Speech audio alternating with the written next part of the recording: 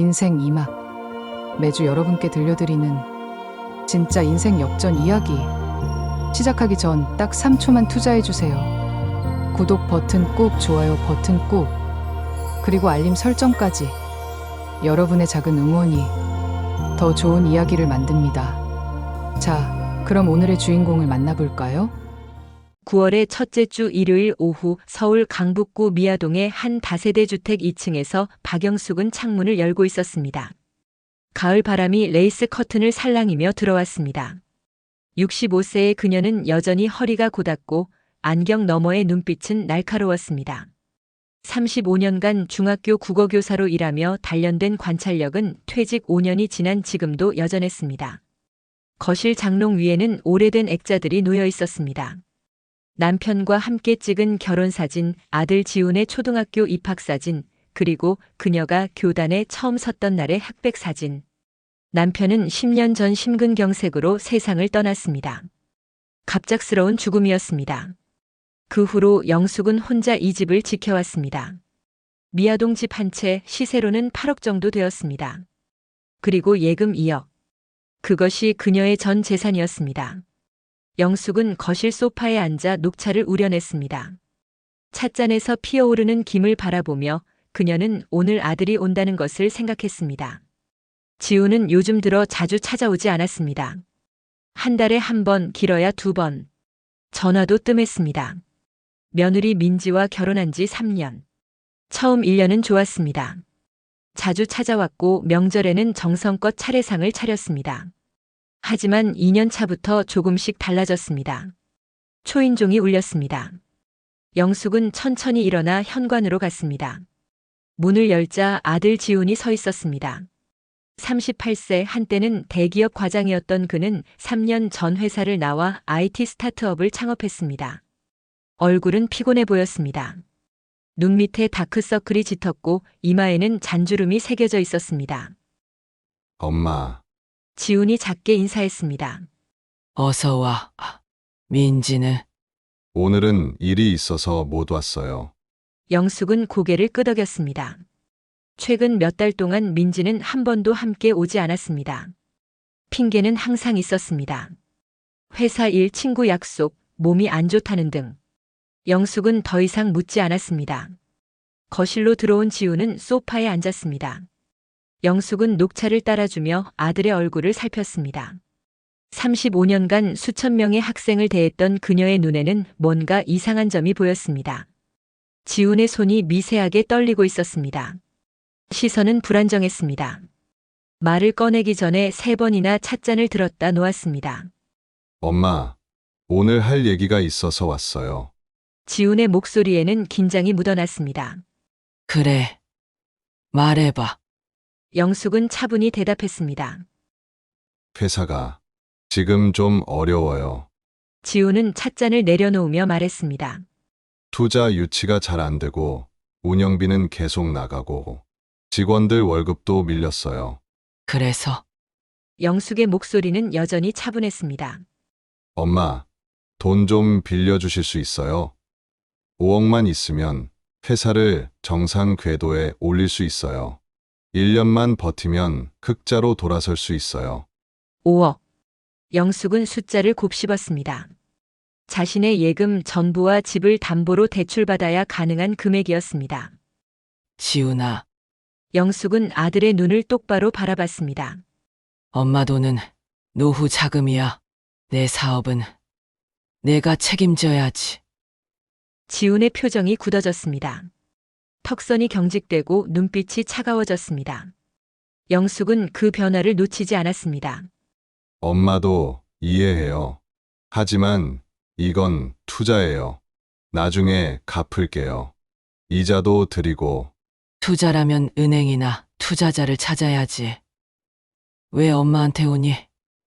영숙의 질문에 지훈은 대답하지 못했습니다. 은행은 더 이상 대출이 안 돼요.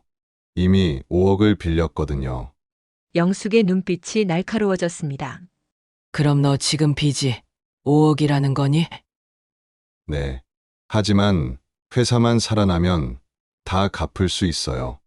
영숙은 한숨을 쉬었습니다. 교사 시절 그녀는 수많은 학생들이 나중에 잘 될 거예요 라고 말하는 것을 들었습니다. 하지만 그들 중 대부분은 실패했습니다. 현실은 낙관보다 훨씬 가혹했습니다. 미안하다. 지훈아, 엄마는 도와줄 수 없어. 지우는 자리에서 일어났습니다. 그의 얼굴에는 실망과 분노가 섞여 있었습니다.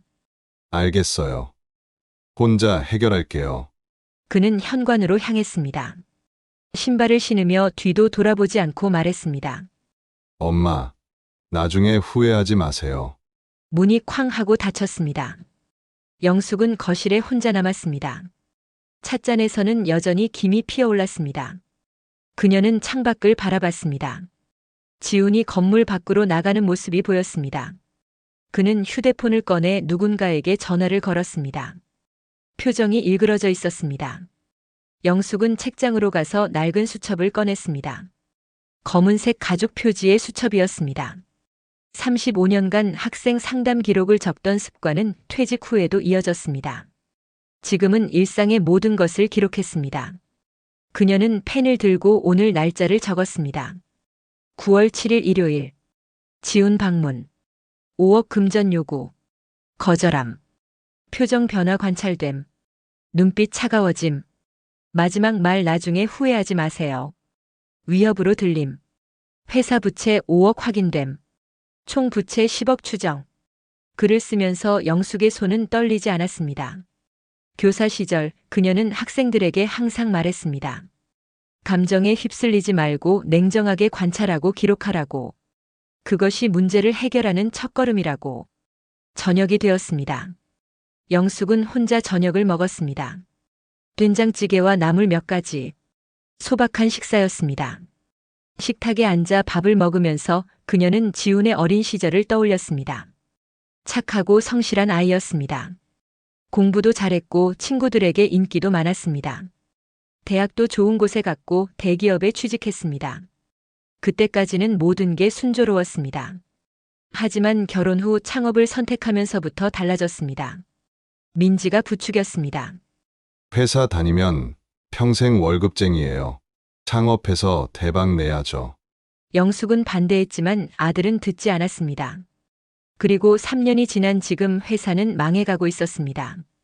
설거지를 하고 나서 영숙은 거실 소파에 앉았습니다. TV를 켰지만 내용은 들어오지 않았습니다. 그녀의 머릿속에는 아들의 표정이 계속 맴돌았습니다. 그 차가운 눈빛, 그 일그러진 얼굴, 그리고 마지막 말. 나중에 후회하지 마세요. 그것은 경고였을까 아니면 위협이었을까? 영숙은 확신할 수 없었습니다. 하지만 한 가지는 확실했습니다. 아들이 변했다는 것. 그리고 그 변화는 좋은 방향이 아니었습니다. 밤 10시 영숙은 침대에 누웠습니다.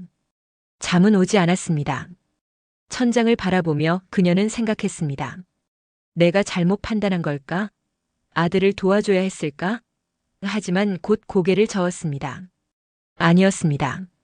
그녀의 판단은 옳았습니다. 아들은 스스로 책임을 져야 했습니다. 새벽 2시 영숙은 여전히 잠들지 못하고 있었습니다. 그때 휴대폰이 울렸습니다. 문자였습니다. 발신자는 지훈이었습니다. 그녀는 휴대폰을 들고 메시지를 읽었습니다. 엄마 미안해요. 오늘 너무 흥분했어요. 하지만 진심이에요. 엄마가 도와주지 않으면 나는 정말 끝이에요. 생각 좀 해주세요. 영숙은 답장하지 않았습니다. 대신 수첩을 다시 꺼내 기록했습니다. 9월 8일 새벽 2시. 지훈에게서 문자. 재차 금전 요구. 압박 느껴짐. 답장하지 않음. 수첩을 덮으며 영숙은 느꼈습니다. 이것은 시작일 뿐이라는 것을. 아들은 포기하지 않을 것입니다. 그리고 아마도 며느리 민지가 뒤에서 움직이고 있을 것입니다. 영숙은 한 번도 만난 적 없는 상황이었지만 본능적으로 알았습니다. 앞으로 무슨 일이 벌어질지. 창밖으로 가로등 불빛이 희미하게 들어왔습니다. 미아동의 밤은 조용했습니다. 하지만 영숙의 마음은 조용하지 않았습니다. 35년간 학생들의 문제를 해결해온 그녀였지만 이번에는 상대가 자신의 아들이었습니다. 그리고 그것이 모든 것을 더 어렵게 만들었습니다. 영숙은 눈을 감았습니다. 하지만 잠은 오지 않았습니다. 대신 머릿속에서 계속 질문이 맴돌았습니다. 지우는 정말 어디까지 갈까? 그리고 나는 어떻게 대응해야 할까? 답은 아직 없었습니다.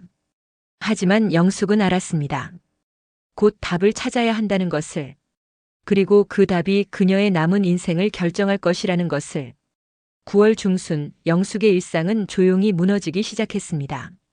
지훈에게 돈을 거절한 지 일주일 후 아들의 전화는 완전히 끊겼습니다. 명절이 다가왔지만 추석 인사조차 없었습니다. 영숙은 먼저 연락하지 않았습니다. 아들이 스스로 생각할 시간이 필요하다고 판단했기 때문입니다. 하지만 9월 15일 토요일 상황은 예상치 못한 방향으로 전개되었습니다. 오후 3시 초인종이 울렸습니다. 영숙이 문을 열자 지훈과 민지가 함께 서 있었습니다. 며느리 민지를 본 것은 2달 만이었습니다. 35세의 민지는 깔끔한 정장을 입고 있었고 얼굴에는 밝은 미소를 띠고 있었습니다. 어머님, 오랜만이에요. 민지가 먼저 인사했습니다. 어서 와. 영숙은 두 사람을 맞아들였습니다. 거실로 들어온 민지는 주변을 둘러봤습니다. 눈빛이 빠르게 움직였습니다. 장롱, 책장, 탁자 위. 영숙은 그 시선을 놓치지 않았습니다. 관찰하고 있다는 느낌이 들었습니다. 어머님, 요즘 어떻게 지내세요? 민지가 물었습니다. 그냥 그렇지. 혼자 사는데 뭐. 영숙은 차를 끓이러 부엌으로 갔습니다. 부엌 문을 살짝 열어둔 채 그녀는 거실의 대화를 들었습니다. 여기 통장 어디 있어? 민지의 속삭임이 들렸습니다. 모르겠어. 찾아봐. 지훈의 목소리였습니다. 영숙의 손이 멈췄습니다. 통장을 찾고 있다는 것은 무엇을 의미할까요? 그녀는 조용히 부엌에서 나와 거실로 돌아왔습니다. 민지는 재빨리 소파에 앉았고 지훈은 창밖을 보고 있었습니다. 차 나왔어. 영숙은 쟁반을 탁자에 내려놓았습니다. 고맙습니다, 어머님. 민지가 찻잔을 들며 말했습니다. 어머님, 요즘 깜빡하시는 게 많아지지 않으셨어요? 갑작스러운 질문이었습니다. 영숙은 민지를 바라봤습니다. 깜빡한다니. 아, 그러니까. 지훈 오빠가 그러던데 어머님이 요즘 가스불 끄는 걸 잊으신다고요. 민지의 목소리는 걱정으로 가득했습니다. 하지만 영숙은 알았습니다. 가스불을 잊은 적이 없다는 것을. 최근 3개월간 그녀는 매번 가스밸브를 확인하고 수첩에 기록했습니다. 그런 적 없는데. 영숙이 차분히 말했습니다. 어머님, 본인은 모르실 수 있어요. 나이 드시면 다들 그래요. 민지가 웃으며 말했습니다. 하지만 그 웃음은 눈까지 닿지 않았습니다. 그래서 오늘은 어머님 건강 체크하러 왔어요. 요즘 혼자 사시니까 걱정돼서요.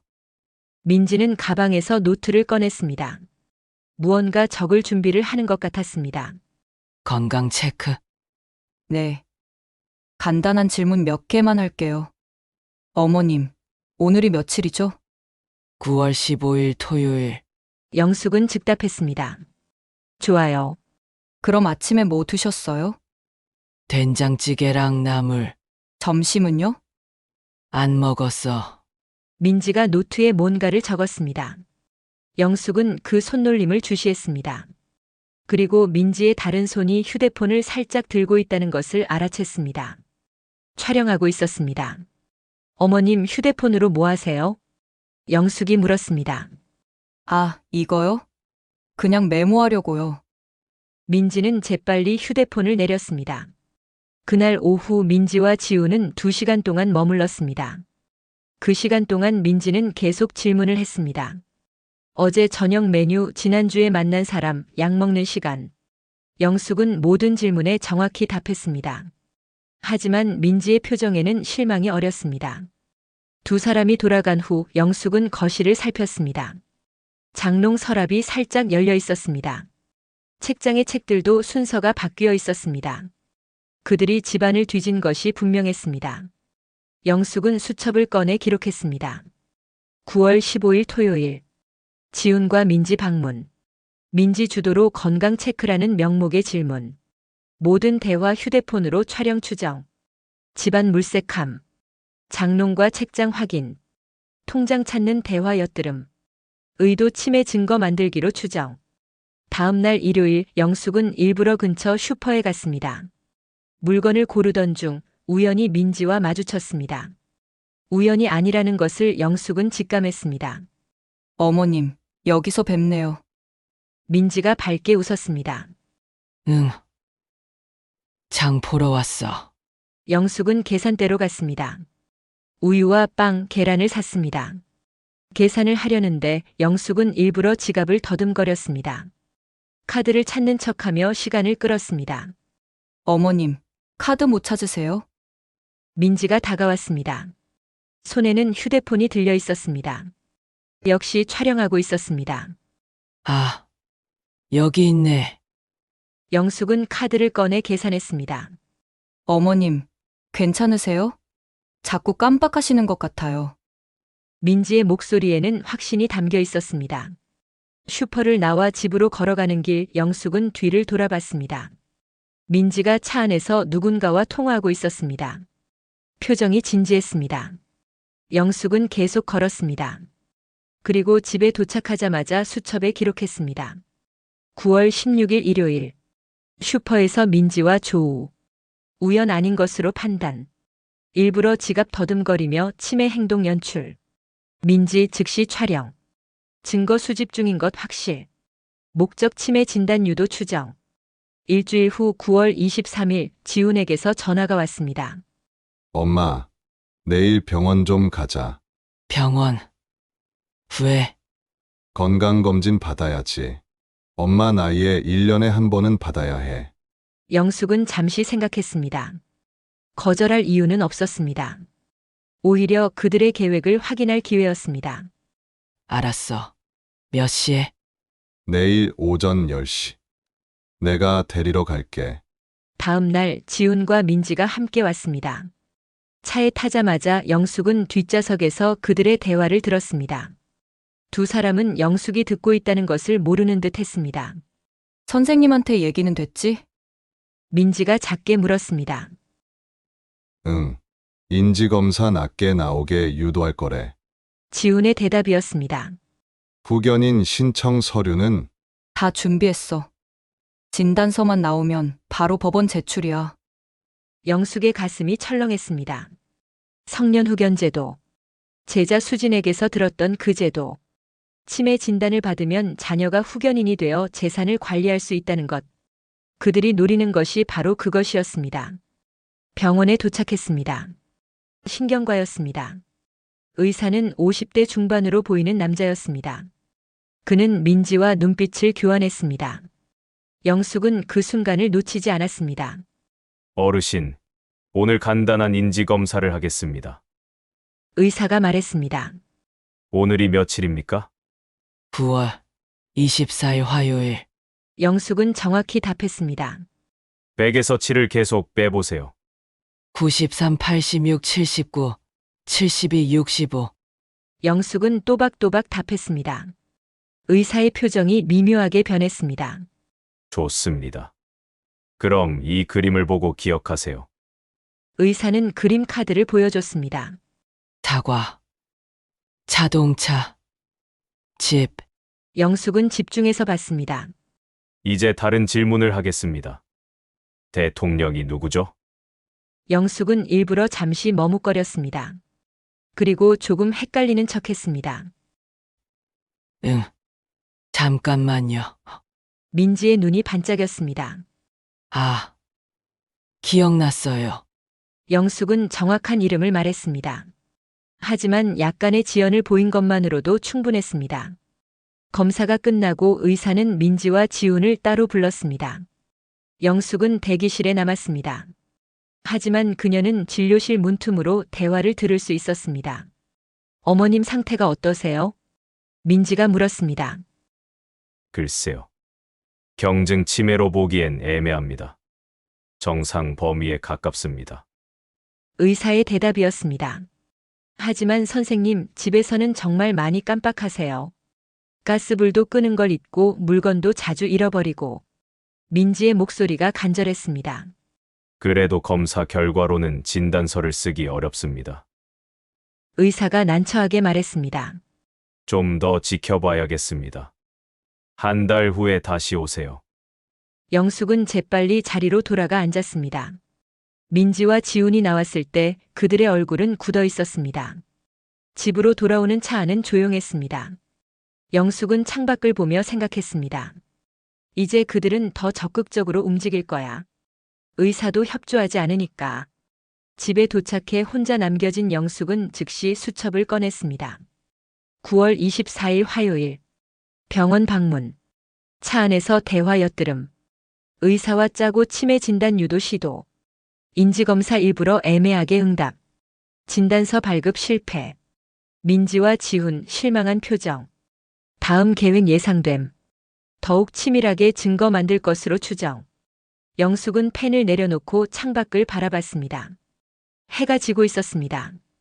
붉은 노을이 하늘을 물들였습니다. 아름다운 풍경이었지만 그녀의 마음은 무거웠습니다. 아들이 자신을 치매 환자로 만들려 한다는 것, 재산을 빼앗으려 한다는 것, 이 모든 것이 현실이라는 것이 믿기지 않았습니다. 하지만 증거는 명백했습니다.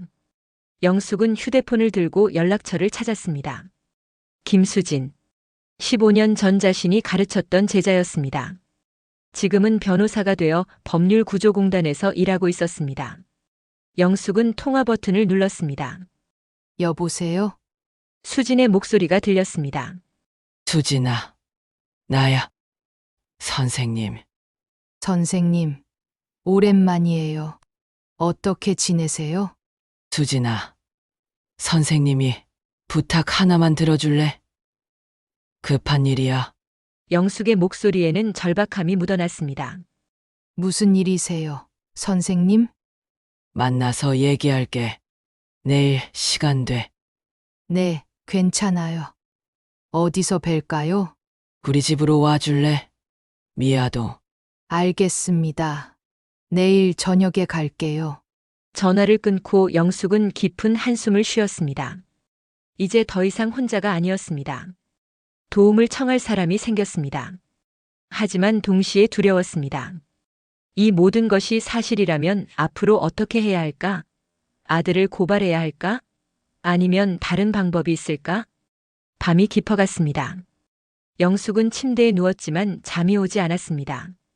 천장을 바라보며 그녀는 지훈의 어린 시절을 떠올렸습니다. 초등학교 운동회에서 1등했던 날, 중학교 입학식에서 대표로 선서했던 날, 대학 합격 통지서를 받고 기뻐하던 날, 모든 순간이 선명했습니다. 그 아이가 이렇게 변할 줄 몰랐어. 영숙의 눈에서 눈물이 흘렀습니다. 하지만 곧 눈물을 닦았습니다. 지금은 슬퍼할 때가 아니었습니다. 결정을 내려야 할 때였습니다. 영숙은 일어나 수첩을 다시 펼쳤습니다. 그리고 마지막 페이지에 한 줄을 적었습니다. 결심 아들을 처벌하지 않을 것. 하지만 가르칠 것. 이것이 내가 할 수 있는 마지막 수업이다. 9월 25일 수요일 저녁 7시 김수진이 영숙의 집에 도착했습니다. 42세의 수진은 15년 전 영숙이 가르쳤던 제자였습니다. 당시 문제아였던 수진을 영숙은 포기하지 않고 상담했고 그 덕분에 수진은 법대에 진학할 수 있었습니다. 지금은 법률구조공단에서 일하는 변호사였습니다. 선생님, 오랜만이에요. 수진이 현관에서 인사했습니다. 어서 와, 수진아. 커피 마실래? 네, 감사합니다. 거실에 앉은 두 사람. 영숙은 수첩을 꺼내 수진에게 건넸습니다. 수진은 한 장 한 장 넘기며 읽었습니다. 얼굴이 점점 굳어졌습니다. 선생님, 이게 전부 사실이에요? 수진이 수첩을 내려놓으며 물었습니다. 응. 하나도 빠짐없이 기록했어. 청년우견 제도를 악용하려는 거네요. 이건 명백한 범죄예요. 수진의 목소리에 분노가 섞여 있었습니다. 그래서 수진이 너한테 물어보려고 법적으로 어떻게 대응할 수 있을까? 영숙이 물었습니다. 수진은 잠시 생각했습니다. 그리고 천천히 입을 열었습니다. 일단 증거가 더 필요해요. 지금은 선생님의 기록뿐이잖아요. 법원에서는 객관적 증거를 요구해요. 녹음은 어때? 좋아요.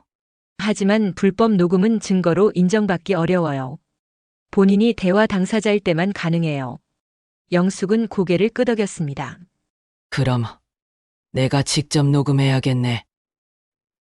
네. 그리고 선생님, 한 가지 더 있어요. 수진이 진지한 표정으로 말했습니다. 지훈 씨는 선생님 아들이잖아요. 정말 고발하실 건가요?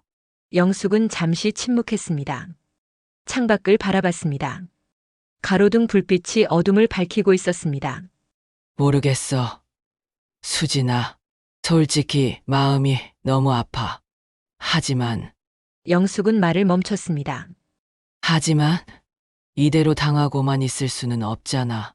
내 재산을 지켜야 하고, 더 중요한 건 지훈이를 바로잡아야 해. 바로 잡는다는 게 가르쳐야지.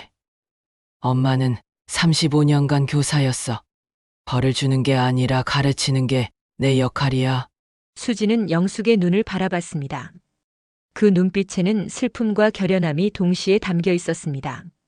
알겠어요, 선생님. 그럼 제가 도와드릴게요. 우선 이걸 가지세요. 수진은 가방에서 작은 상자를 꺼냈습니다. 이게 뭐야? 초소형 녹음기예요. 만약의 경우를 대비해서 항상 가지고 다니세요.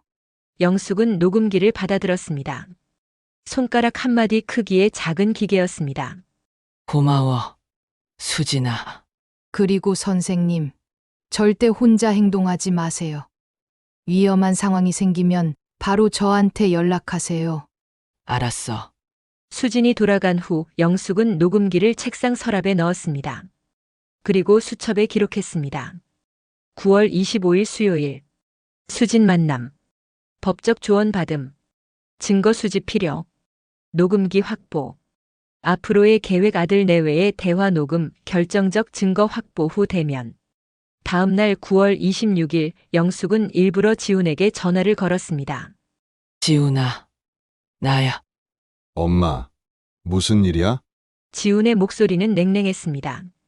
요즘 혼자 있으니까 좀 무서워. 시간 되면 한번 들러줄래? 잠시 침묵이 흘렀습니다. 알았어. 민지랑 같이 갈게. 전화를 끊고 영숙은 녹음기를 옷 안주머니에 넣었습니다. 그리고 거실을 정리했습니다. 테이블 위에는 일부러 통장 사본을 놓아뒀습니다. 미끼였습니다. 오후 3시 지훈과 민지가 도착했습니다. 민지의 눈은 즉시 테이블 위에 통장 사본을 향했습니다. 어머님, 오늘 왜 부르셨어요? 민지가 물었습니다. 아, 그냥 혼자 있으니까 무섭더라고. 요즘 동네에 도둑이 들었다는 소문도 있고. 영숙은 일부러 불안한 표정을 지었습니다. 그래요? 그럼 저희가 자주 와야겠네요. 민지가 웃으며 말했습니다. 하지만 그 웃음 뒤에 숨은 의도를 영숙은 읽을 수 있었습니다. 어머님, 화장실 좀 다녀올게요. 민지가 자리에서 일어났습니다. 민지가 화장실로 간 사이 영숙은 부엌으로 갔습니다. 하지만 거실 쪽을 살짝 볼 수 있는 위치에 섰습니다. 지훈이 테이블 위에 통장 사본을 펼쳐보고 있었습니다. 손으로 계산하듯 무언가를 적고 있었습니다. 민지가 화장실에서 나왔습니다. 하지만 거실로 오지 않고 안방으로 들어갔습니다. 영숙은 재빨리 복도로 나가 문틈으로 살펴봤습니다. 민지가 장롱을 열고 서랍을 뒤지고 있었습니다. 영숙은 조용히 거실로 돌아왔습니다. 그리고 차를 가지고 나왔습니다. 민지 씨는 어디 갔어? 화장실 간 것 같은데요. 지훈이 대답했습니다. 잠시 후 민지가 나타났습니다. 얼굴에는 만족스러운 표정이 어렸습니다. 어머님, 차 감사합니다. 민지가 찻잔을 들었습니다. 그런데 어머님, 혹시 요즘 잠은 잘 주무세요? 응. 왜? 아니, 나이 드시면 불면증도 생기고 하잖아요.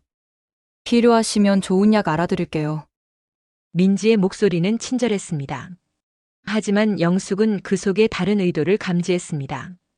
약이라는 단어가 불길하게 들렸습니다. 괜찮아. 잘 자고 있어.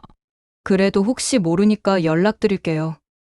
두 사람이 돌아간 후 영숙은 안방을 확인했습니다. 장롱 서랍이 완전히 열려 있었고 서류들이 어지럽게 놓여 있었습니다. 그들이 무엇을 찾았는지 명백했습니다. 통장, 인감, 부동산 서류. 영숙은 녹음기를 꺼내 재생했습니다. 하지만 실망스럽게도 결정적인 대화는 없었습니다. 그들은 조심스러웠습니다. 이렇게는 안 되겠어. 더 확실한 방법이 필요해. 영숙은 수첩에 기록하며 생각에 잠겼습니다. 10월 1일 영숙에게 지훈에게서 문자가 왔습니다. 엄마, 요양병원 한번 구경 가보는 거 어때? 좋은 곳 알아봤어. 요양병원. 그 단어를 보는 순간 영숙의 가슴이 철렁했습니다. 그들의 계획이 더 구체화되고 있었습니다. 치매 진단이 안 되니 이제는 직접 요양병원으로 보내려는 것이었습니다. 영숙은 답장하지 않았습니다. 대신 수진에게 전화를 걸었습니다. 수진아, 상황이 심각해졌어. 무슨 일이세요? 영숙은 문자 내용을 설명했습니다. 수진의 목소리가 굳어졌습니다. 선생님, 절대 가시면 안 돼요. 한 번 들어가면 나오기 어려워요. 알아. 하지만 계속 거절하면 그들이 더 강하게 나올 것 같아. 선생님, 이제 경찰에 신고하세요. 이 정도면 충분한 정황이에요. 수진이 간곡히 말했습니다. 아직 아니야. 수진아, 영숙의 목소리는 단호했습니다. 저는 아직 기회를 주고 싶어. 지훈이한테. 하지만 선생님, 내 말 들어봐. 경찰에 신고하면 지훈이는 끝이야. 전과자가 되고 회사도 망하고 인생이 무너져. 그건 내가 원하는 게 아니야. 그럼 어떻게 하실 건데요? 내가 직접 마지막 수업을 할 거야. 35년간 문제 아들을 가르쳐 왔어. 내 아들도 가르칠 수 있어. 수진은 한참 침묵했습니다. 알겠어요, 선생님. 하지만 제가 계속 지켜볼게요. 위험하면 바로 개입할 거예요. 고마워, 수진아. 전화를 끊고 영숙은 창밖을 바라봤습니다. 10월의 하늘은 높고 푸르렀습니다. 가을이 깊어가고 있었습니다. 영숙은 지훈에게 답장을 보냈습니다. 요양병원은 아직 가고 싶지 않아. 엄마는 아직 건강해. 메시지를 보내고 영숙은 수첩을 펼쳤습니다. 지난 한 달간의 기록을 다시 읽었습니다. 9월 7일부터 오늘까지 모든 것이 상세하게 적혀 있었습니다. 이제 결정할 시간이야.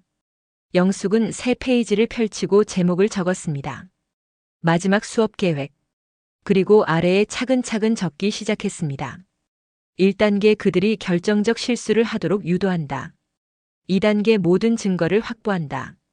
3단계 직접 대면하여 진실을 말한다. 4단계 선택권을 준다. 마이너스 스스로 반성하거나 법적 처벌을 받거나. 펜을 놓고 영숙은 깊은 한숨을 쉬었습니다. 이것은 그녀 인생의 마지막 수업이 될 것이었습니다. 가장 어려운 학생은 바로 자신의 아들이었습니다. 밤 10시 영숙은 침대에 누웠습니다. 천장을 바라보며 남편을 떠올렸습니다. 여보, 당신이 살아있다면 뭐라고 했을까? 아마 화를 냈겠지. 하지만 나는 달라. 나는 교사야. 끝까지 포기하지 않을 거야. 영숙의 눈에서 눈물이 흘렀습니다. 하지만 이번에는 닥지 않았습니다. 슬픔도 분노도 모두 느끼기로 했습니다. 그리고 그 감정들을 힘으로 바꾸기로 했습니다. 새벽 2시 영숙은 여전히 잠들지 못하고 있었습니다. 그때 휴대폰 화면이 켜졌습니다. 지훈에게서 문자였습니다. 엄마, 생각 좀 해봐. 요양병원이 나쁜 곳이 아니야. 엄마를 위한 거야. 혼자 있으면 위험하잖아. 영숙은 문자를 읽고 쓴웃음을 지었습니다. 엄마를 위한 거라고? 아니지. 너희들을 위한 거지. 하지만 답장은 하지 않았습니다. 대신 수첩을 꺼내 마지막 줄을 추가했습니다. 10월 2일 새벽. 지훈에게서 재차 요양병원 압박 문자. 상황 임박. 결단의 시간이 다가옴. 준비 완료. 이제 마지막 수업을 시작할 때 영숙은 수첩을 덮고 눈을 감았습니다. 이번에는 잠이 왔습니다. 꿈속에서 그녀는 다시 교단에 서 있었습니다. 학생들이 그녀를 바라보고 있었습니다. 그중 한 명이 어린 시절의 지훈이었습니다. 영숙은 칠판에 큰 글씨로 썼습니다. 정직, 책임, 사랑. 그리고 학생들에게 말했습니다. 이것이 인생에서 가장 중요한 3가지입니다. 꿈에서 깬 영숙은 희미하게 웃었습니다. 그녀는 알았습니다. 자신이 무엇을 해야 하는지, 그리고 어떻게 해야 하는지. 마지막 수업은 이제 시작될 것이었습니다. 10월 5일 목요일 오후 영숙은 아들에게 문자를 보냈습니다. 지훈아, 토요일에 우리 집으로 와. 민지, 씨도 같이 할 얘기가 있어. 답장은 금방 왔습니다. 알겠어요. 몇 시예요? 오후 2시. 네. 영숙은 휴대폰을 내려놓고 거실 탁자를 바라봤습니다. 그 위에는 지난 한 달간의 모든 기록이 놓여 있었습니다. 수첩, 녹음기, 그리고 수진이 준비해준 법적 자료. 이것이 그녀의 무기였습니다. 하지만 동시에 그녀는 알았습니다. 이것들을 실제로 사용하고 싶지 않다는 것을. 35년간 교사로 살아온 그녀에게 중요한 것은 처벌이 아니라 깨달음이었습니다. 금요일 영숙은 수진에게 전화를 걸었습니다. 수진아, 내일 우리 집에 와줄래? 무슨 일이세요? 지훈이랑 민지를 부를 거야. 마지막 수업을 할 거야. 수진의 목소리에 걱정이 묻어났습니다. 선생님, 위험하지 않을까요? 괜찮아. 내가 옆에 있으면 돼. 변호사로서 증인이 되어줘. 알겠어요. 몇 시예요? 2시. 조금 일찍 와줘. 1시 반쯤. 네, 선생님. 토요일 오후 1시 반 수진이 먼저 도착했습니다. 그녀는 서류 가방을 들고 있었습니다. 선생님, 준비 다 되셨어요? 응, 수진아. 내가 옆에 있어줘서 고마워. 선생님, 저야말로 감사하죠. 선생님이 아니었으면 제가 지금 이 자리에 없었을 거예요. 15년 전 수진은 반항적인 학생이었습니다. 가정 형편이 어려웠고 학교 생활도 엉망이었습니다. 하지만 영숙은 포기하지 않았습니다. 방과 후마다 상담했고 장학금을 알아봐줬습니다. 그 덕분에 수진은 법대에 갈 수 있었습니다. 그때 선생님이 저한테 하신 말 기억해요? 수진이 물었습니다. 뭐라고 했지? 사람은 누구나 변할 수 있다. 중요한 건 포기하지 않는 거다. 그렇게 말씀하셨어요. 영숙은 희미하게 웃었습니다. 그래. 맞아. 지금도 그 말을 믿어. 오후 2시 정각 초인종이 울렸습니다. 영숙은 심호흡을 하고 문을 열었습니다. 지훈과 민지가 서 있었습니다. 둘 다 긴장한 표정이었습니다. 어서 와. 거실로 들어온 지훈과 민지는 탁자 위의 물건들을 보고 얼어붙었습니다. 수첩, 녹음기, 법적 서류. 그리고 낯선 여자가 소파에 앉아 있었습니다. 이분은 누구세요? 민지가 경계하는 목소리로 물었습니다. 김수진, 변호사야. 내 제자고. 변호사요? 지훈의 얼굴이 창백해졌습니다. 앉아라. 영숙의 목소리는 차분했지만 단호했습니다. 35년간 교단에 섰던 그 목소리였습니다. 지훈과 민지는 소파에 앉았습니다. 침묵이 흘렀습니다. 시계 초침 소리만 들렸습니다. 지훈아. 민지 씨. 영숙이 입을 열었습니다. 지난 한 달간 너희가 뭘 했는지 엄마는 다 알고 있어. 영숙은 수첩을 펼쳤습니다. 9월 7일. 지훈이, 너는 5억을 요구했지. 거절당하자 화를 냈어. 9월 15일. 민지 씨는 나를 촬영하면서 치매 증거를 만들려 했어. 9월 16일. 슈퍼에서 나를 미행했고, 9월 24일. 병원에서 의사와 짜고 거짓 진단을 받으려 했어. 지훈은 고개를 숙였습니다. 민지는 입술을 깨물었습니다. 그리고 이건 녹음 파일이야. 영숙은 녹음기를 재생했습니다. 병원 가는 차 안에 대화가 흘러나왔습니다. 후견인 신청 서류는 다 준비했어. 지훈의 목소리였습니다. 녹음이 끝나자 방 안은 다시 조용해졌습니다. 엄마, 지훈이 떨리는 목소리로 말했습니다. 말 끝나지 않았어. 영숙은 서류를 펼쳤습니다. 이건 수진이가 준비해준 법적 자료야. 허위 진단서, 작성교사, 사기, 성년후 견제도 악용. 너희가 한 일은 명백한 범죄야. 민지가 자리에서 일어나려 했습니다. 앉아요. 수진이 차갑게 말했습니다. 저는 변호사로서 이 자리를 증인합니다. 지금 나가시면 도주로 간주될 수 있어요. 민지는 다시 주저앉았습니다. 엄마가 이 자료를 경찰에 제출하면 지훈이 너는 회사는커녕 감옥에 갈 수도 있어. 민지 씨도 마찬가지고. 영숙의 목소리는 여전히 차분했습니다. 엄마, 미안해요. 지훈이 고개를 들었습니다. 눈에 눈물이 고여 있었습니다. 정말 미안해요. 제가 너무 조급했어요. 조급한 게 문제가 아니야. 지훈아, 영숙은 아들을 똑바로 바라봤습니다. 내가 엄마를 속이려 한 게 문제야. 내 어머니를 치매 환자로 만들어서 재산을 빼앗으려 한 게 문제지. 지훈은 대답하지 못했습니다. 하지만 영숙의 목소리가 부드러워졌습니다. 엄마는 너를 경찰에 신고하지 않을 거야. 지훈과 민지가 동시에 고개를 들었습니다. 왜냐하면 넌 내 아들이고 엄마는 35년간 교사였으니까. 영숙은 수첩을 덮었습니다. 문제는 처벌이 아니라 깨달음이야. 지훈아, 넌 지금 뭘 잘못했는지 알아? 회사 때문에 급했어요. 지훈이 중얼거렸습니다. 아니야. 그게 아니야. 영숙은 고개를 저었습니다. 내가 잘못한 건 쉬운 길을 택한 거야. 엄마 돈에 기대려고 한 거지. 스스로 해결하려고 하지 않았어. 영숙은 자리에서 일어나 창가로 갔습니다. 창밖으로 가을 하늘이 보였습니다. 엄마가 왜 돈을 안 빌려줬는지 아니? 내가 스스로 배워야 한다고 생각했기 때문이야. 실패도 해보고, 좌절도 해보고, 그러면서 진짜로 성장하는 거야. 엄마, 그런데 넌 그 기회를 스스로 버렸어. 엄마를 속여서 돈을 빼앗으려 했잖아.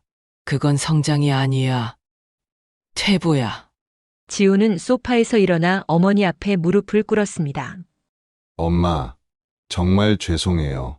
제가 정말 잘못했어요. 눈물이 뺨을 타고 흘렀습니다. 38세 남자가 어린아이처럼 울고 있었습니다. 일어나. 영숙은 아들의 팔을 잡았습니다. 울지 마. 지금 중요한 건 앞으로야. 앞으로요? 응. 이제 내가 선택해야 해. 영숙은 아들을 소파에 앉혔습니다. 첫 번째. 회사를 정리해. 더 이상 안 되는 사업에 매달리지 마. 빚을 갚고 새로 시작해. 하지만 엄마, 지금까지 투자한 게 매몰 비용의 오류야. 경제학에서 배웠지? 이미 쓴 돈 때문에 더 쓰면 안 돼. 지훈은 고개를 끄덕였습니다. 두 번째. 민지 씨, 영숙은 며느리를 바라봤습니다. 당신도 결정해야 해요. 남편을 진짜로 사랑한다면 어려울 때 같이 버텨야죠. 시어머니, 돈을 노리는 게 아니라 민지는 고개를 숙였습니다. 죄송합니다, 어머님. 제가 너무 돈에 집착했어요. 알아요. 세상이 각박하니까 그럴 수도 있어요. 하지만 그래도 지켜야 할 선이 있어요. 영숙은 탁자 위에 자료를 정리했습니다. 이 자료들은 내가 보관할 거예요. 만약 너희가 다시 이런 짓을 한다면 그때는 주저없이 경찰에 신고할 거예요. 엄마, 다시는 안 그럴게요. 지훈이 약속했습니다. 믿어. 하지만 믿음은 행동으로 증명되는 거야. 영숙은 아들의 손을 잡았습니다. 지훈아, 엄마는 내가 다시 일어설 수 있다고 믿어. 하지만 이번엔 정직하게 해. 알겠지? 네, 엄마. 수진이 자리에서 일어났습니다. 저는 이만 가볼게요. 선생님. 두 분도 오늘 이야기 잊지 마세요. 법은 항상 지켜보고 있어요. 지훈과 민지는 고개를 숙였습니다. 수진이 나간 후 세 사람은 한참 동안 말없이 앉아 있었습니다. 영숙이 먼저 입을 열었습니다. 배고프지? 저녁 먹고 가. 엄마. 지훈이 놀란 표정으로 어머니를 봤습니다. 뭐? 아들이랑 며느리가 왔는데 밥은 먹여야지. 영숙은 부엌으로 갔습니다. 냉장고를 열고 재료를 꺼냈습니다. 지훈이 뒤따라 들어왔습니다. 엄마. 제가 도와줄게요. 그래. 저기 양파 좀 썰어줘. 부엌에서 두 사람은 나란히 섰습니다. 지훈은 양파를 썰면서 눈물을 닦았습니다. 양파 때문인지 아니면 다른 이유 때문인지 알 수 없었습니다. 엄마. 응? 정말 미안해요. 그리고 고맙습니다. 됐어. 이제 다 지나간 일이야. 영숙은 국을 끓이며 말했습니다. 중요한 건 앞으로야. 앞으로 어떻게 살 건지. 저녁 식사는 조용했지만 따뜻했습니다. 세 사람은 밥을 먹으며 천천히 이야기를 나눴습니다. 회사 정리 계획, 빚 갚는 방법, 앞으로의 진로. 처음으로 진솔한 대화였습니다. 밤 9시 지훈과 민지가 돌아갔습니다. 현관에서 지훈이 어머니를 안았습니다. 엄마. 사랑해요. 나도. 잘 가. 문이 닫히고 영숙은 혼자 남았습니다. 거실로 돌아와 소파에 앉았습니다. 창밖으로 별이 보였습니다. 영숙은 수첩을 펼쳤습니다. 마지막 페이지에 한 줄을 적었습니다. 10월 7일 토요일. 마지막 수업 완료. 지훈 진심으로 반성함. 앞으로의 변화 기대함. 교사로서의 마지막 임무 완수. 이제 진짜 가족으로 다시 시작. 수첩을 덮으며 영숙은 미소 지었습니다. 35년간 수많은 학생을 가르쳤지만 가장 어려운 학생은 역시 자신의 아들이었습니다. 하지만 그 수업은 성공적이었습니다. 2개월 후 12월 초였습니다. 영숙은 거실 창가에 앉아 밖을 바라보고 있었습니다. 첫눈이 내리고 있었습니다. 하얀 눈송이가 조용히 쌓이는 모습이 평화로웠습니다. 수첩을 펼쳤습니다. 10월 7일 이후의 기록들이 빼곡했습니다. 하지만 이전과는 달랐습니다. 의심과 두려움이 아니라 희망과 변화의 기록이었습니다. 10월 15일. 지훈 회사 정리 시작. 직원들과 면담. 솔직하게 상황 설명. 10월 22일. 민지 보험 설계사 복귀. 첫 계약 성사. 기뻐하는 모습. 11월 3일. 지훈 새 직장 면접. 중소기업 기획팀. 11월 10일. 지훈 합격. 월급은 적지만 안정적. 11월 20일. 부채 상환 계획 수립. 5년 계획. 영숙은 수첩을 덮고 미소 지었습니다. 천천히였지만 변화가 일어나고 있었습니다. 초인종이 울렸습니다. 지훈과 민지였습니다. 요즘 그들은 매주 일요일 어머니를 찾아왔습니다. 의무가 아니라 진심으로. 어머님 추워요. 빨리 들어가요. 민지가 영숙의 손을 잡았습니다. 예전과는 다른 손길이었습니다. 진짜 며느리의 손길이었습니다. 거실로 들어온 지훈은 큰 봉투를 내밀었습니다. 엄마. 이거 뭔데? 첫 월급이에요. 엄마 드릴게요. 영숙은 고개를 저었습니다. 필요 없어. 너희가 쓰거라. 엄마. 받아주세요. 제가 정말 드리고 싶어요. 지훈의 눈빛은 진지했습니다. 그래도 어머님, 받아주세요. 민지도 거들었습니다. 저희가 그동안 어머님께 너무 죄송한 일을 했잖아요. 이렇게라도 조금씩 갚고 싶어요.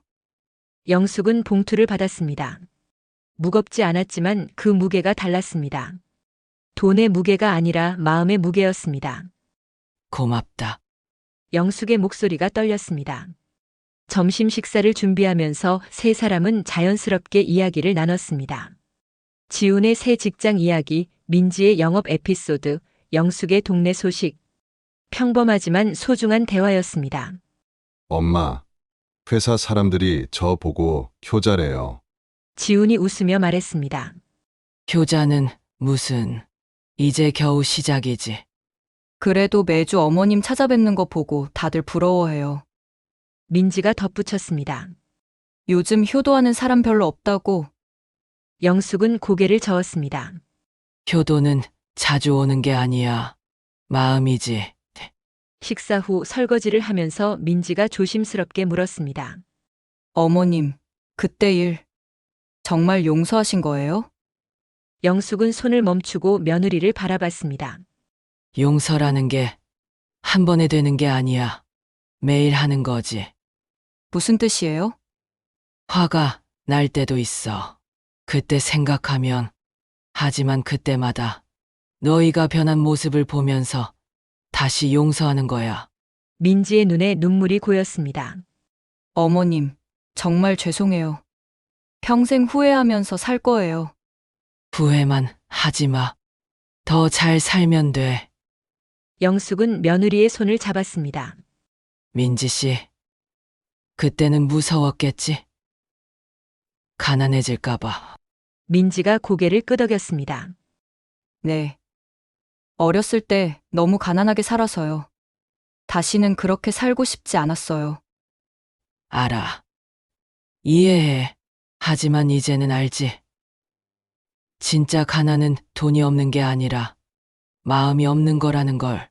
민지는 어머니의 손을 꽉 잡았습니다. 네, 이제 알아요. 저녁 무렵 지훈과 민지가 돌아가려 할 때였습니다. 지훈이 어머니에게 봉투 하나를 더 건넸습니다. 엄마, 이것도. 또 뭐야? 영숙이 봉투를 열자 여행 팸플릿이 들어 있었습니다. 제주도 3박 4일. 이게 뭐니? 설날에 가족 여행 가려고요. 엄마, 저희랑 같이 가요. 가족 여행? 영숙의 목소리가 떨렸습니다. 네. 오랜만에 우리 셋이서요. 민지가 밝게 웃었습니다. 정말 가고 싶은데 엄마가 짐이 될까봐. 무슨 소리예요? 어머님 모시려고 가는 건데. 지훈이 어머니의 손을 잡았습니다. 엄마, 그동안 효도 한번 제대로 못했잖아요. 이번 기회에 같이 가요. 영숙은 잠시 생각했습니다. 그리고 고개를 끄덕였습니다. 그래. 가자. 오랜만에 바다 보고 싶다. 두 사람이 돌아간 후 영숙은 제주도 팸플릿을 펼쳐봤습니다. 푸른 바다, 하얀 모래사장. 사진 속 풍경이 아름다웠습니다. 하지만 더 아름다운 건 가족과 함께 갈 수 있다는 것이었습니다. 수첩을 꺼내 기록했습니다. 12월 3일 일요일. 지훈 첫 월급 전달. 설날 제주도 가족여행 계획. 진짜 가족이 되어가는 중. 감사함. 며칠 후 영숙은 수진을 만났습니다. 미아동 근처 카페였습니다. 선생님, 얼굴이 밝아지셨어요. 수진이 웃으며 말했습니다. 그래. 요즘 마음이 편해서 그런가 봐. 지훈 씨는 어때요? 많이 변했어. 진짜로. 영숙은 따뜻한 차를 홀짝이며 말했습니다. 처음엔 걱정했어. 정말 변할까? 아니면 또 속이는 건 아닐까? 하지만 2개월 동안 지켜보니까 진심인 것 같아. 다행이에요. 수진이 고개를 끄덕였습니다. 선생님이 그때 경찰에 신고하지 않으신 게 현명한 선택이었어요. 정말 그렇게 생각해. 네. 법으로 처벌했으면 지훈 씨는 전과자가 됐을 거예요. 취직도 못하고 인생이 끝났겠죠. 하지만 선생님은 다른 방법을 택하셨어요. 교육을요. 영숙은 창밖을 바라봤습니다. 거리에는 크리스마스 장식이 걸려 있었습니다. 나는 35년간 교사였으니까 문제는 처벌이 아니라 깨달음이라고 생각했어. 그 깨달음이 지훈 씨를 바꿨어요. 수진이 영숙의 손을 잡았습니다. 선생님은 정말 대단하세요. 저도 선생님처럼 살고 싶어요. 뭘 대단해. 그냥 엄마였을 뿐이야. 하지만 영숙의 얼굴에는 미소가 번졌습니다. 12월 24일 크리스마스 이브, 지훈과 민지가 저녁 식사를 가져왔습니다. 치킨과 케이크였습니다. 어머님, 메리 크리스마스. 민지가 환하게 웃었습니다. 크리스마스가 뭐 대수야. 그냥 또 하루지. 영숙이 쑥스럽게 말했지만 속으로는 기뻤습니다. 세 사람은 거실에 둘러앉아 치킨을 먹었습니다.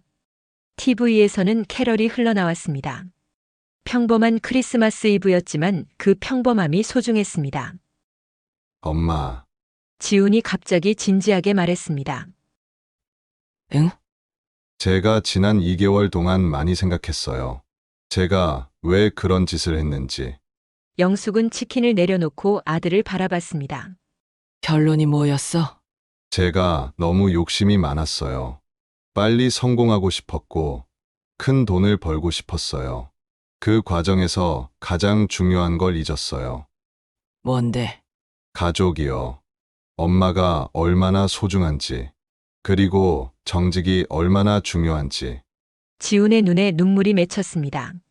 이제라도 알았으면 됐어. 영숙이 아들의 손을 잡았습니다. 늦은 건 없어.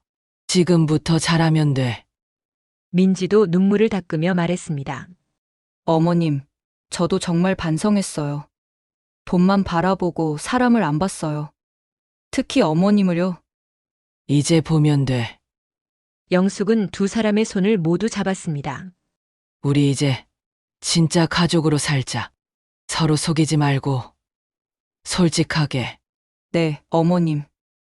네, 엄마. 두 사람이 동시에 대답했습니다. 그날 밤 지훈과 민지가 돌아간 후 영숙은 오랜만에 남편 사진을 꺼냈습니다. 웃고 있는 남편의 모습이었습니다.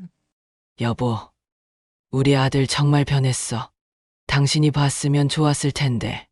영숙은 사진을 쓰다듬으며 중얼거렸습니다. 당신 걱정했잖아. 지훈이가 창업한다고 할 때 나도 걱정했어. 그런데 이렇게 될 줄은 몰랐지. 하지만 이제 괜찮아. 우리 아들 제대로 된 길을 찾았어. 사진 속 남편은 여전히 웃고 있었습니다. 설날 아침 지훈과 민지가 일찍 왔습니다. 제주도로 가는 날이었습니다. 어머님, 준비 다 하셨어요? 응, 다 했어. 영숙은 작은 캐리어를 끌고 나왔습니다. 공항으로 가는 차 안에서 영숙은 창밖을 바라봤습니다. 설날 아침에 서울은 한산했습니다. 대부분의 사람들이 고향으로 떠났거나 집에서 쉬고 있었습니다. 엄마, 뭐 생각하세요? 지훈이 물었습니다. 그냥 참 다행이다 싶어서. 뭐가요? 우리가 이렇게 함께 여행 갈 수 있다는 게 몇 달 전만 해도 상상도 못 했잖아. 지훈은 백미러로 어머니를 바라봤습니다. 엄마, 정말 감사해요. 저를 포기하지 않아줘서. 포기는 무슨. 넌 내 아들인데. 제주도 바다는 푸르고 넓었습니다. 세 사람은 모래사장을 걸었습니다. 차가운 겨울바람이 불었지만 마음은 따뜻했습니다. 어머님, 사진 찍어요. 민지가 휴대폰을 꺼냈습니다. 세 사람은 바다를 배경으로 섰습니다. 카메라를 향해 웃었습니다. 진심 어린 웃음이었습니다. 하나, 둘, 셋. 찰칵. 사진 속 세 사람은 행복해 보였습니다. 진짜 가족처럼. 여행 마지막 날 밤 숙소 테라스에서 영숙은 혼자 앉아 있었습니다. 별이 쏟아질 것 같았습니다. 지훈이 나와 옆에 앉았습니다. 엄마, 추우시겠어요. 들어가세요. 괜찮아. 별 보고 싶어서. 두 사람은 나란히 앉아 하늘을 올려다봤습니다. 엄마, 응? 저 정말 다시는 그런 짓 안 할게요. 약속해요. 알아. 믿어. 영숙은 아들의 어깨에 머리를 기댔습니다. 지훈아. 인생은 길어. 실패해도 괜찮아. 다시 일어서면 돼. 하지만 정직만은 잃지 마. 네, 엄마. 그리고 민지 씨 잘해줘. 좋은 며느리야. 네, 제가 복받았어요. 별이 반짝였습니다. 무수히 많은 별들이 어둠 속에서 빛나고 있었습니다. 서울로 돌아오는 비행기 안에서 영숙은 수첩을 꺼냈습니다. 마지막 장을 펼쳤습니다. 1월 28일. 제주도 가족여행 완료. 진짜 가족이 되었음을 확인. 35년 교사 생활 중 가장 어려웠지만 가장 의미 있는 수업. 마지막 수업 성공. 그리고 마지막 줄을 추가했습니다. 교훈 포기하지 않으면 사람은 변할 수 있다. 사랑과 교육의 힘을 믿는다. 이제 진짜 새로운 시작. 수첩을 덮으며 영숙은 창밖을 바라봤습니다. 구름 위로 햇살이 쏟아지고 있었습니다. 눈부신 빛이었습니다. 35년간 수많은 학생을 가르쳤습니다. 하지만 가장 중요한 학생은 바로 자신의 아들이었습니다. 그 수업은 끝났습니다. 성공적으로. 이제는 진짜 엄마로, 진짜 할머니로 살 시간이었습니다. 머지않아 손주도 보게 될 것입니다. 그리고 그 아이에게도 가르쳐 줄 것입니다. 정직, 책임, 사랑. 인생에서 가장 중요한 세 가지를. 비행기가 서울에 착륙했습니다. 집으로 돌아가는 길 영숙은 생각했습니다. 인생은 계속된다. 끝이 아니라 새로운 시작이다. 그리고 그녀는 미소 지었습니다. 65세 전직 교사 박영숙. 그녀의 마지막 수업은 이렇게 끝났습니다. 처벌이 아닌 교육으로, 복수가 아닌 용서로, 절망이 아닌 희망으로. 교사의 마지막 수업. 그것은 평생 기억될 것입니다. 가르친 사람에게도 배운 사람에게도. 인생에서 가장 중요한 건 넘어지지 않는 것이 아니라 다시 일어서는 용기입니다. 오늘의 고민도 어제의 후회도 모두 내일의 힘이 될 수 있습니다. 여기 인생이막에서는 매주 새로운 시작의 이야기를 전합니다. 구독과 좋아요로 함께 해주세요. 여러분의 이야기도 댓글로 나눠주세요. 다음 이야기에서 또 만나요. 인생이막이 늘 여러분과 함께합니다.